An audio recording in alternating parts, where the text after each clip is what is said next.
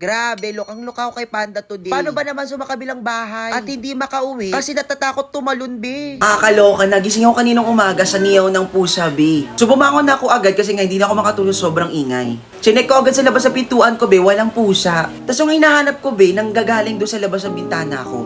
At nung nakita ko nga, be, ito na nga ang bumungad. Diyos ko, Lord, si Panda pala naging-ngiyaw-ngiyaw pa mula kanina. Medyo inaantok pa nga ako kanina kaya hindi ako agad bumangon. Buti na nga lang kamo, may bukas na bintana pa sa taas namin, yung hindi pa ginagawa. Kaya ang ginawa, kumuha ako ng plywood agad, be, para makatawid si Akla dahil takot na takot. Kaso ang nakakaloka, be, kahit may plywood na, si Akla takot na takot. Alam nyo ba, more than 30 minutes kami nagantay dyan para lang makatawid siya. Sobrang paranoid. Actually, nagpatulong na ako sa mga tao dyan para kunin siya. Kaso nga medyo aggressive si Panda, hindi siya nagpapakuha. Talagang nagpupumiglas siya, be. At kahit ka may pagkain na, be, ayaw pa rin. At ayun na nga, finally, after 30 minutes, Diyos ko, na-face niya yung fear niya. Sa wakas, nakatawid din si Akla. Orkot na orkot mategi, be, siyam naman yung buhay. Ayaw mabawasan ng isa, charot. At